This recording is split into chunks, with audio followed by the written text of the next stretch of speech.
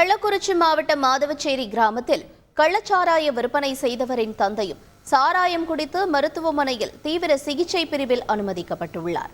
கள்ளக்குறிச்சி மாவட்டத்தில் விஷச்சாராயம் குடித்து இறந்தவர்களில் 5க்கும் மேற்பட்டோர் மாதவச்சேரியைச் சேர்ந்தவர்கள். 10க்கும் மேற்பட்டவர்கள் மருத்துவமனையில் சிகிச்சையில் உள்ளனர். இவர்களுக்கு கள்ளச்சாராயம் விற்பனை செய்த ராமர் என்பவரை கச்சிராபாளையம் போலீசார் கைது செய்து விசாரித்த போது பல திடுக்கிடும் தகவல்கள் வெளிவந்தன.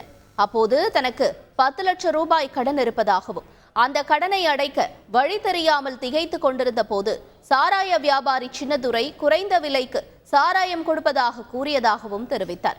சின்னதுரையிடமிருந்து 90 லிட்டர் சாராயம் வாங்கி 70 லிட்டரை விற்பனை செய்த நிலையில் அதே கிராமத்தைச் சேர்ந்த ஜெயமுருகன் என்பவர் இறந்து விட்டதால் மீதமிருந்த 20 லிட்டர் சாராயத்தை அழித்து விட்டதாக ராமர் பரபரப்பு வாக்குமூலம் அளித்துள்ளார்.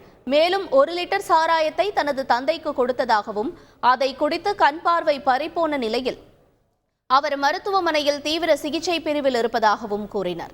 அவரிடம் டிஎஸ்பி தலைமையிலான போலீசார் தனியாக வைத்து விசாரணை செய்து வருகிறார்கள். அதில் மேலும் பல முக்கிய தகவல்கள் கூறியுள்ளதாகவும் தெரிகிறது. செய்திகளை உடனுக்குடன் தெரிந்து கொள்ள உடனே சப்ஸ்கிரைப் பண்ணுங்க.